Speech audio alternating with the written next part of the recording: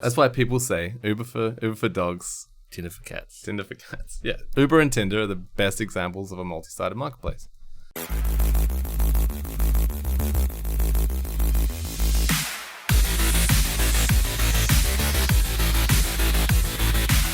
All right, welcome to another episode of Tech Society. You're with Alex and John. Hello, everybody. Today we're going to talk about RideFair and cooperatives. RideFair and cooperatives.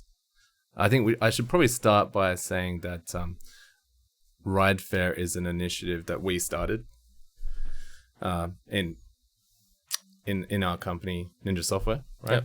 Yep. It's been we've been working on it for about 6 months now. It's more than that. So it's 9 to 10 months now. It's been a long road. LinkedIn, but we've finally reached the point where we can tell you all about it. Yeah. I mean, if you asked, we would have told you already. That's right. Everyone else knows that. Yeah. We've been telling people, even when they're not listening. Yeah. I think we should start with what is a cooperative? Okay. And why are cooperatives important? So tell me what a cooperative is, please. Okay. So essentially, a cooperative is a company whose ownership is shared amongst the people who actually work for the company. To put it simply. I mean, there's lots of different kinds of cooperatives. You know, there's corporate cooperatives where companies will own a company together, but that's not the kind of cooperative we're talking about. Just working together. It's the traditional kind of media representation of a cooperative, I think, is the grocery store that's owned by the people who work in the grocery store. Yeah, a co-op. Yeah. You see that in American TV quite a bit. The old co-op. But there's lots of these kind of cooperatives, and not just on the retail level. You know, there's a lot of cooperatives where it makes sense for everyone to share ownership and share in the goal and spirit of the company, and to share the profits equally. So it's a community-focused kind of business. It's not necessarily community-focused, but I think the shared ownership and lack of top-level executives that take large salaries means that ultimately cooperatives are more community-focused. So why aren't there more cooperatives? There's a few. Well, I think history has shown that getting people to work together is a bit difficult. That's true. Yeah, yeah, that's true. You need to put some energy into it, and greed gets in the way.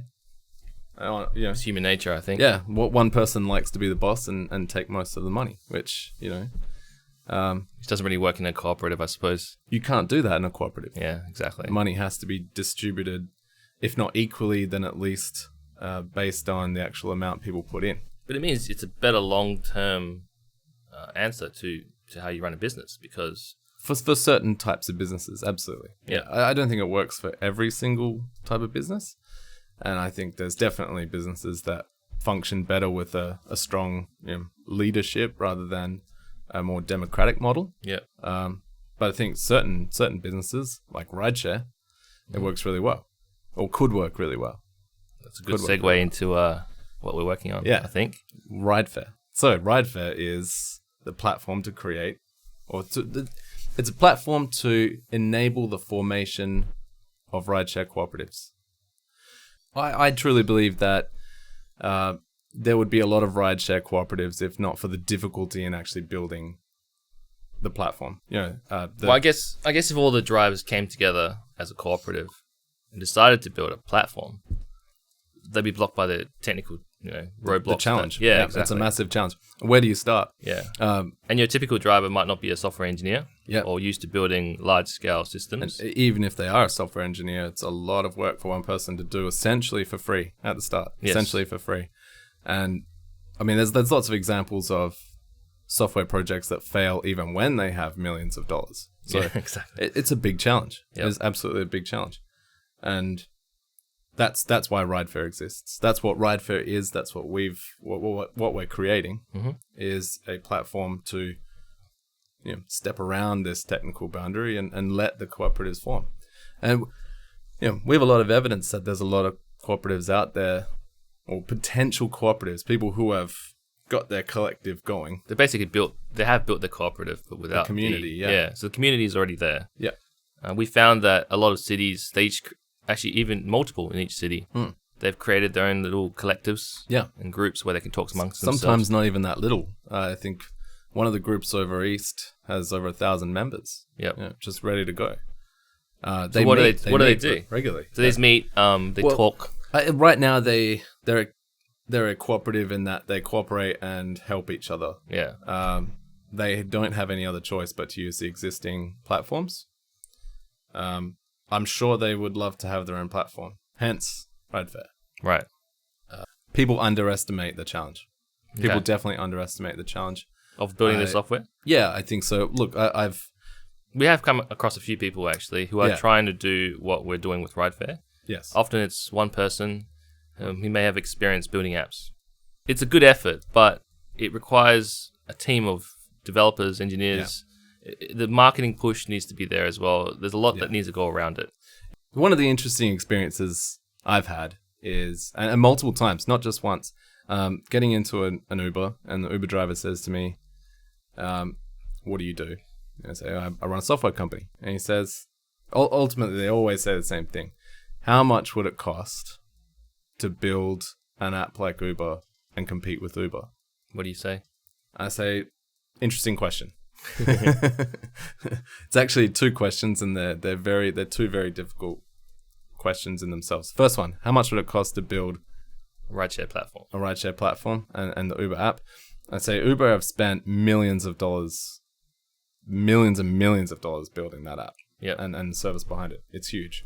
And so you wouldn't need to have the massive scale and coverage their app has, but it needs to be as good functionally for the user. It needs to be slick. I say, roughly, like off the top of my head, to knock up an Uber clone that's good enough to get to market, it's $500,000.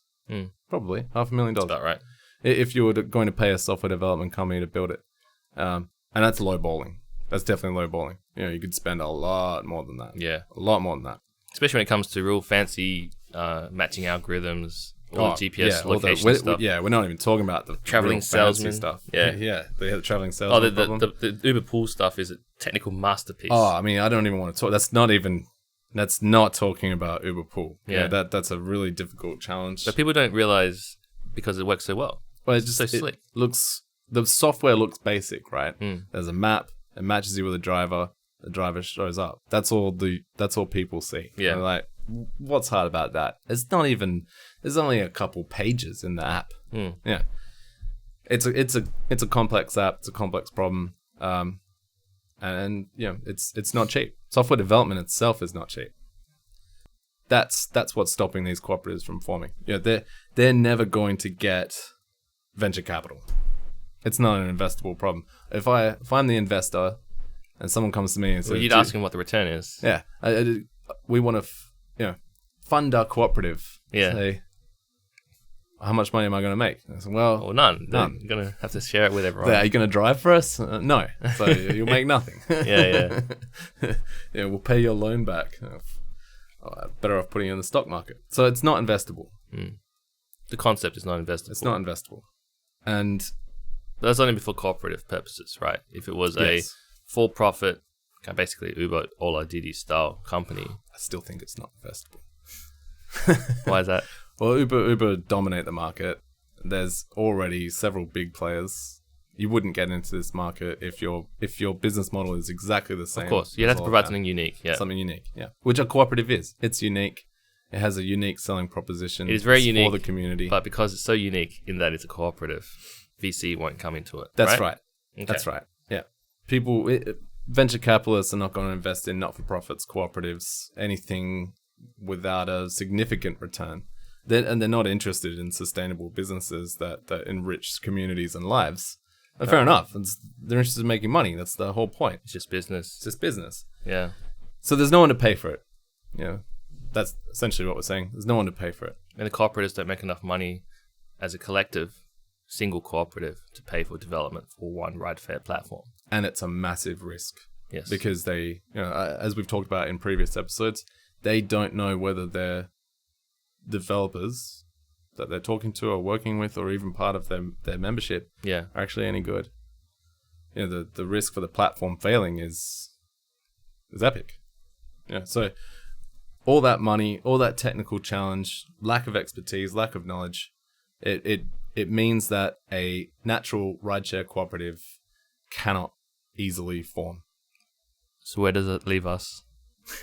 So we have a platform. Ah. So let's talk about RideFair. So what is RideFair? Well, we should probably go back to why does RideFair exist? Yeah. I think it's us as a company. We build matchmaking products.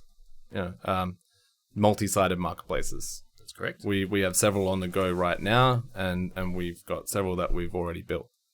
We have a lot of pre-existing technology and experience and expertise in building this kind of software, right? Mm-hmm. And it occurred to me, what can we do with all this knowledge, and cool tech? And instant thought, well, rideshare, like it's the best example of a multi-sided marketplace I think that exists. That's why people say Uber for dogs, Tinder for cats. Yeah, Uber and Tinder are the best examples of a multi-sided marketplace. So we have all this knowledge and expertise and brilliant developers and a body of work. Yep. How do we use it? Well, we could compete with Uber and Didi and Lyft. It's impractical. It's ridiculous. Yeah. Yeah. And it doesn't benefit anyone. You're just another for-profit rideshare company. Well, you'd be boiling the ocean, like you say. So boiling the ocean, and why do you exist? Is it to ultimately create AI and replace your drivers, like some? Is it to collect data for your backers, benevolent owner? Yeah. Your great and benevolent owner. Who do you benefit? Are you going to make enough money to pay off your investors? Probably not. Probably not. So what do we do with this tech?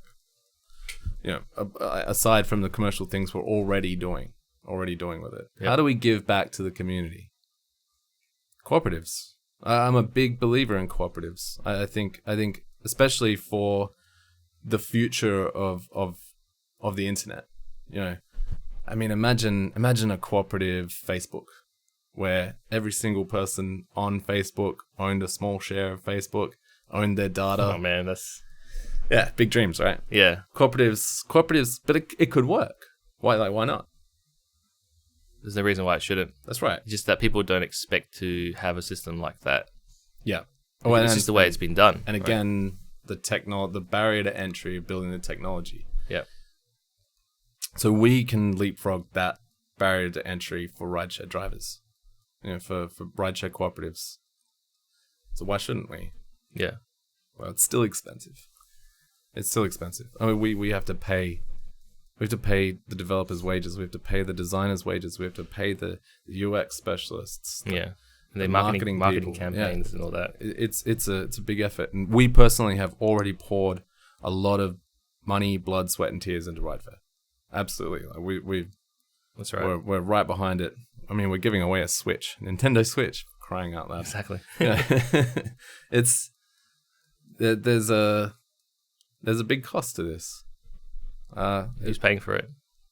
Yeah, we are. Exactly. Yeah, so it's worthy though, you know, and it's one of the ways that we as a company give back, and we've always said that Ninja Software is a community focused company. We care about the community we operate in. It's why we don't offshore. It's why we participate in STEM competitions for school children. Yeah. You know, it's why we run meetups for programming languages. You know, we do a lot to give back, which as we're not a megacorp. We don't have massive budgets, but it's a big part of our DNA. I think it's really important. It's really important. I think all companies should be like that, by the way. Yeah. Yeah. Even ones who are not cooperatives. Maybe one day. Yeah. No, definitely. Well, definitely. One day everyone will. I think move towards a sustainable future, I think. That's right. You know, circular economies. Yeah. Giving back to the community, you know, not offshoring your tax burden. Yeah. there's these movements are slowly happening. And I think movements are the only way you can change corporate culture. You can't mandate it. You can't boycott them. Yeah. There needs to be an actual movement in your society, which is what RideFair is. RideFair is now a movement. Yep. You know, we now have more people joining us for RideFair than the original team. You know, it's bigger than just us. A team of developers and you know, dreamers. It's a movement now. We have a lot of drivers that are signed up waiting for this thing to happen. You know, there's a It means there's a desire for it. yeah, that's right. There's momentum. Yeah. But it's an expensive problem, and you know, the only way to really fund something like this is crowdfunding, which is why we're doing the Kickstarter. So if you're watching this and you're wondering why should I support the Kickstarter, that's a good question. Why should you support the Kickstarter? You know, that's hard, and especially if you're an Uber driver. You know, you worked hard for that money, but we don't want much. You know, just throw in. It's an experiment, right? Yeah, and it actually won't happen without the Kickstarter. It won't happen without the crowdfund at all. That's kind of the point, right? Yeah, to finish this, to get it out there, we need that community support, global community support, and to validate the idea. It's the only way to make it a reality. Yeah, a lot of people expect there to be a off-the-shelf version, deployable version of Rideshare platform already. There isn't one. There isn't one. You can have a look. There'll be some that promise it, but as soon as you use it, it's junk. Yeah. And everyone who has tried, you know, everyone who's gone, oh, a new rideshare company has launched, let's give it a try, and then the app fails. Yeah. And it's buggy. You don't go back. The software has to be built by good software developers. I mean, hats off to Uber. They've built an amazing piece of software. They have, yeah. You know, they're doing a great job. Built like from a software development perspective, they have a great engineering technical team. Masterpiece. Absolutely, yeah. Yeah. Yeah. But they set the benchmark. Of course. Now, everyone expects it to be like that. Yeah. Has to be at least it doesn't have to be as functional as the Uber app, but it does have to be as stable. You know, if your app crashes or you mix up, so I'm not going to name the name of the company, but there's a rideshare company here in Perth, and I booked a job. Right? I booked a car, and 2 cars showed up. Oh man. Yeah. Yeah. And I'm looking at them going, well, now what? What do I do? Now, and they're like, Alex, they were both there for me. Yeah. And only one of them was in the app. And, you know, I never rode with that company again because that was so cringe and awkward. Yeah. Like, and it shouldn't happen. That should not happen. You shouldn't be in production with something so flimsy, especially when you're competing with a already established brand that's doing it pretty well. Yeah. Yeah. So people ask why would we do this? It's not because we think Uber is doing a bad job. We do think they could probably take less of a cut from the drivers, and we do think that, you know, they could probably treat the drivers slightly better. Yeah. Yeah, maybe take their word a little bit more than they do. But that's actually not the reason why. The reason why is because we actually think a cooperative will empower the community far more than some megacorps from another country. For other countries, yeah. Yeah. And a cooperative will keep their profits here. They'll pay it out back to the drivers, and they'll pay their taxes. You know, they're not going to be able to set up an offshore tax haven. Yeah. Or sorry, set up an offshore headquarters and you know, dodge some tax. Yeah.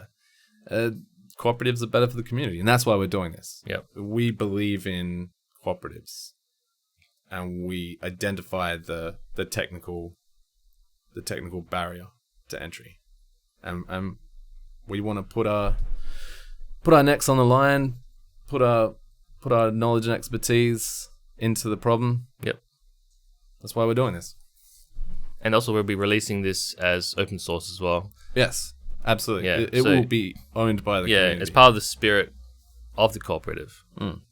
It will be underneath the peer production license, I believe. Yes. It means That's that right. all cooperatives around the world can use the tech that we build for themselves. Yeah. They don't have to be associated with RideFair. They don't have to, they don't have to fly the RideFair flag. Yeah. As long as they're a driver-owned cooperative, it'll be free to use. Well, I guess it helps everything move towards a more sustainable future. I think so. The cooperative model works. Yeah. The businesses that are built on cooperatives, they survive. I think statistically much higher than double. It's almost double. Yeah. Right? I think it's 80%. 80% of cooperatives last more than 5 years. But I think it's 41% of privately owned. It's because of their purpose. The purpose is for the people in the cooperative. The purpose is for the community. And they're all involved because Yeah. they all share ownership. Yeah. So RideFair enables this. Yes. Yeah. It enables the formation of these kind of cooperatives. And ultimately, I believe that rideshare is great for the economy and great for Creating jobs. Yeah, it fills a need, when there's a shortage of jobs and a lot of people needing to make some money. It fills that need. Yeah. I think a cooperative would not only fulfill that need, it would actually go further than that. Because it would care for its members and it would be driven to support its members. Yeah. So, we have dreams and visions of cooperatives not only assisting the drivers in making a decent income from their driving, but educating them, helping them move to the next level. Yeah. Exactly. It's a community. It's not a for-profit company, just trying to pay back its shareholders and dominate the market. It's a collective of people working together to ensure their futures beyond just driving. Yeah. That's where I see the future of RideFair, cooperativism, Rideshare. Yeah. That's why we're doing this. I think it's important. All right, I think it's I think that pretty much wraps up what RideFair is and why we're doing it and why you should support it. Let's do this thing. I think we need to talk about who RideFair is. So who's behind it? Yeah, you can find it on the website and you'll find it on the Kickstarter. It's a team of developers and designers and people, community leaders. Yeah. Well, I think we'll separate it. You've got the operations team who are building the thing, and you can see all their profiles on Kickstarter. Some amazing software developers in charge of this. Not just that, we also will be working in the open source community as well. That's right, the whole open source community. So everyone can participate. Once we get to that point where the Kickstarter has been funded, all of the software licenses have been worked out, and we can release this thing open source, put it up on GitHub, make it available. Anyone can make contributions. A whole world of contributions. That's right. Including open APIs, so we'll see all kinds of fun integrations from other software providers. I envision Google Home support, Siri support, all kinds of cool stuff. Yeah. It's a world of possibilities. As soon as you ask the community to help you build your product, suddenly you have access to more developer power. Yeah. And you'll be able to create apps for RideFair. And they'll be able to spot, potential security flaws, bugs, Yeah. It's the more eyes on the project and the project source code, the better quality. Yeah, absolutely. So it's not just the technical side of things, right? Mm. So you need more than that. You need people who are focused on the social aspects. Yeah, building a community. Yeah. And doing good. Which is social impact. Social impact. Yeah, I love that phrase. Social impact. And the board is definitely made up of people with a focus on social impact. Yeah. Yeah. We've got enough tech experts in there too, logistic experts. Not only that, we've got advisors who maybe don't have the time to be on the board, but have a lot of knowledge, in cooperatives and tech and logistics and rideshare companies. Mm-hmm. There's a lot of people we've got on the sidelines helping us make this a reality. And that's important. I think if anyone's listening, if that describes you and you're interested and you want to be part of this movement, just let us know. Let us know. Yeah. Email us, steering@ridefair.io. Jump on the website. Send us a message on YouTube. Whatever way you think is best to get a hold of us. We're on Facebook, LinkedIn, Twitter, wherever. Everything. Everything. Social media is an important part of this project. Yeah. But yeah, if that sounds like you, get on board. More the merrier. That's the point. That's the point of this cooperative. This is a community movement. All right, well, let's wrap it up here. Yeah. That covers everything we want to say about RideFair. I think so. There's plenty more to say, but there's a lot to say. Yeah. You can read more on the website, ridefair.io. Yeah. You can visit the Kickstarter as well. We'll be doing a Reddit AMA very soon.